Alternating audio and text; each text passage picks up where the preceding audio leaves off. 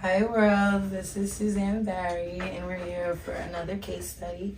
Today I'm being joined by two people that I actually am very lucky to call my friend. Today I'm joined by Ashton and Kai. Thank you for having us, by the way. Appreciate it, for surely. Yeah, these are two people that I'm very, very inspired by. I've been watching their journey and they're also happen to be like best friends. So I thought it was only fitting to have them both here to talk about their paths and how they crossed and also how they crossed mine. So I met Kai at a CORBIN show. Hell yeah. And then through meeting Kai, I found Nasim, who's behind the camera. Hello guys. Hello. Goat. Legend. And then through Nasim, I got in contact with Ash. So it's like so crazy how full circle this all happened. Well, first start off by telling me how you guys met. Literally, one of my friends just started playing one of his songs in the car, and I was just like, yo, what the hell? And then they told me it was one of his friends, and then it was when I was starting to throw shows and shit. I was looking for my Avengers type shit. Like, I was throwing like the Avengers together type squad. And then he was one of the first people that I heard of.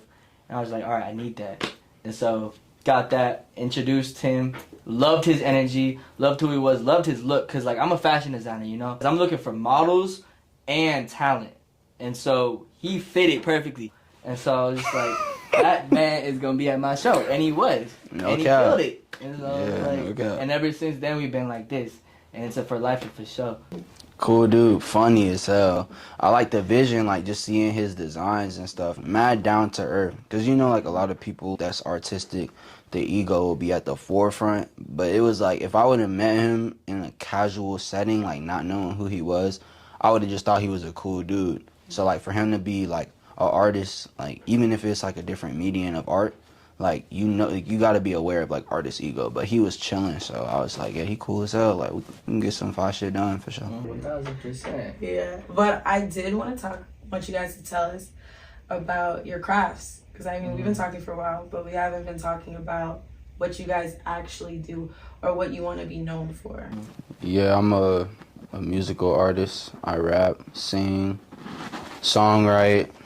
Definitely want to venture into, like, I done a little bit of creative direction, co-directing on videos, creative direction on like fashion. Shout out to him. I'm not a designer. That's him. One day I'll design, Loading. but you feel me? Yeah, it's loading. It's buffering and shit. I kind of just like making my vision come to life, whether it's through like film, whether it's fashion design, whether it's through murals, art pieces, music. Literally anything, like anything artistic, like I just love to do. My forte is fashion design, and that's what I'm known for. But like overall, I just love making art. What was you guys' first impression when I approached both of you? Honestly, when you called me, I loved your energy. Like literally, like I felt like we had so many things in common, like with our purposes and shit. It was just like so perfect. And then when you were talking about what your purpose was, but you felt like why you're doing what you're doing, I was like, I love why you're doing it. Because a lot of people, like he said, it's all about their narcissistic ego. They're just doing it for the fame. They're just doing it to make a name for themselves. But no, you wanted to spread the message about who you're interviewing and who you're talking to. And like, you are specific on who you get. And I felt like Choisi, like a chosen one. That was nice. It was a great phone call, I'm not gonna lie. Yay. No, thank you. Yeah, when I met you after that show, but I think we met like right when I like was done, right?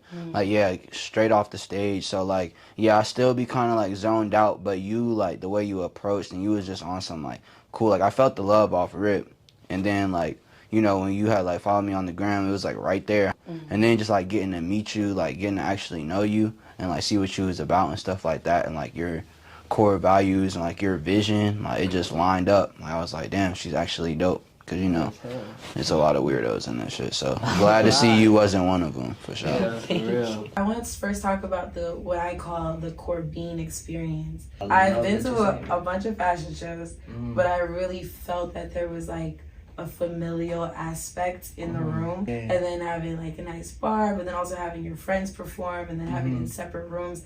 I just felt like, you know, somebody just randomly invited me, and I felt like I was in like a new world. So I just wanted to know more about like what your intention is with creating that experience for people that are coming to basically CORBIN is you, so to experience you.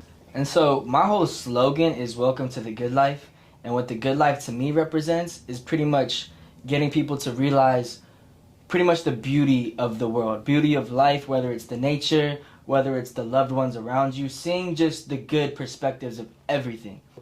When it comes to all of my homies, with my talented ass homies, like I feel as if like it's my duty to help promote them. I want to make like the greatest show for everyone that comes, just so like they remember. I want to make core memories. Whether it's the performers that are creating those core memories, whether it's the actual fast show creating those core memories, whether it's the people you meet, you know, and I want everyone to come there bringing their nothing but love, you know, like leave all your bullshit at home, come and just carry a smile on your face, because smiles are contagious. That was my first collection type shit. Literally everyone that I bring around has a similar purpose. They're not really about their fame. They're about leaving an impact. And that's who I really look for, because those are the people that are going to actually make a change in the world. And before I die, like, I want to actually leave a beneficial impact on the world. And I do that through my shows. I do that through my clothes. I do that through my bros, just to rhyme, you know. Looking up. He a rapper too. Face up. But yeah, like, I just love the fact that art is so influential. And we can use art to like impact others, to use their art to benefit others, you know, because art is a creative thing that humans can use to help influence others, to persuade them to do good things or persuade them to do bad things. And a lot of designers, especially nowadays, create this look to where it's just like what's trending, and I'm trying to create a look to where it's like a lot of people wouldn't pull it off unless you wear it with confidence. I think community is like a very big word for you. Yeah, 100%. I think like you need unity. I think in the process of being chosen, a lot of people don't know that there's like an army behind the product that they see. You cultivate that community with CORBIN. I mean, you built like lifelong relationships in this room right here. I'm pretty sure I'm going to be talking to you guys forever. 100%. And I'm going to be working with Nassim for years and years and years to come. Yeah. So it's like, I think you are achieving what you're trying to achieve. You know, even with music, just being an artist and cultivating an image, you still need community. And I think that's not talked about enough. So I wanted to know, you know, to my viewers and to people that are coming up after you guys, how important is it to cultivate a community around you that can foster your talent? You're going to have to put in work on your own too, to even have people around you. Like it would honestly damn near be a waste of other people's time. If you're not putting in the work to yourself, then like, why would you expect to be able to garner this absurd amount of faith and community and like a group effort trying to lobby behind you if you're not putting in the work yourself? Other people is gonna like be more willing to invest in you, whether it be time, energy, effort, whatever.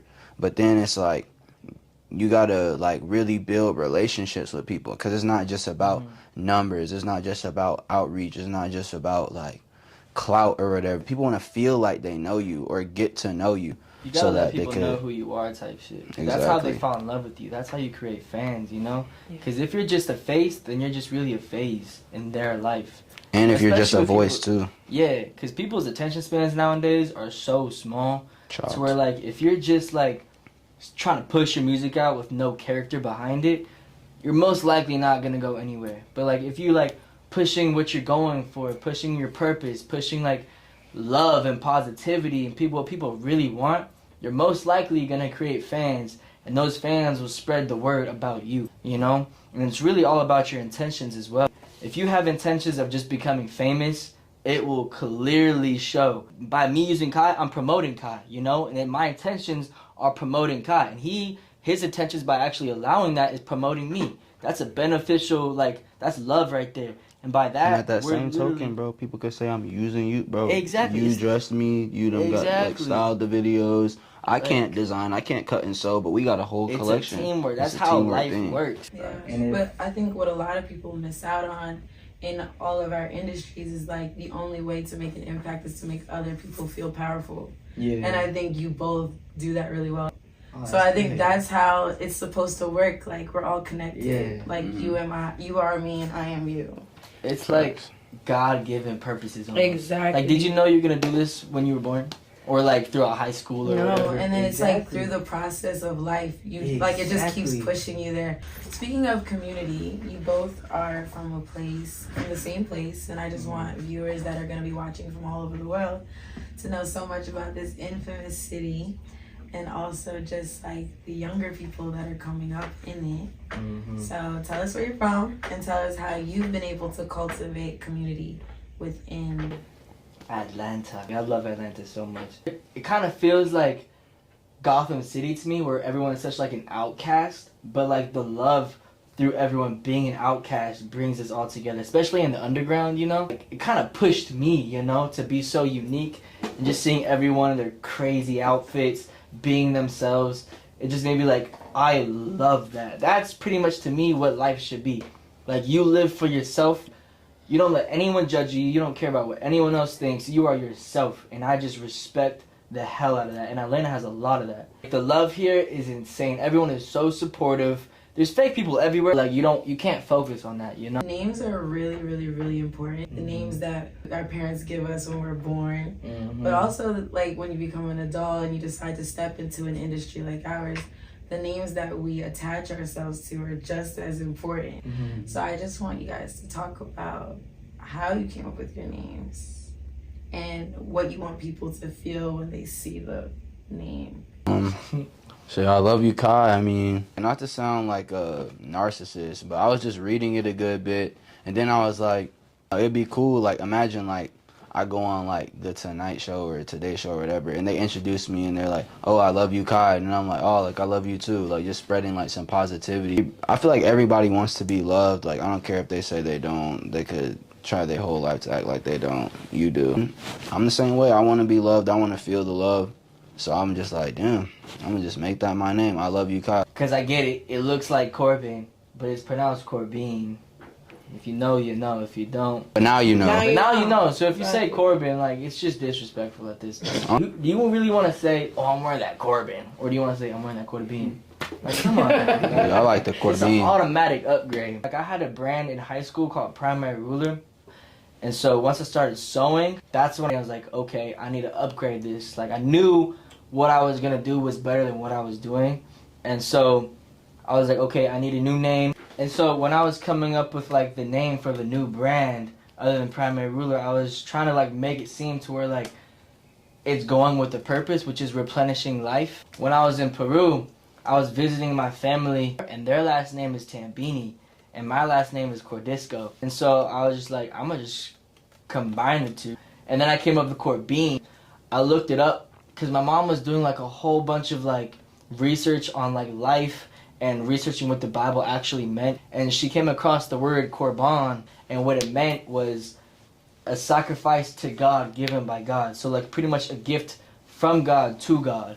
And that's exactly what, like, I was meaning Corbin to be. So with your tape, I remember the first phone call we ever had, you were telling me that you wanted to do it. And it was so special because I had released my film on my birthday within this year.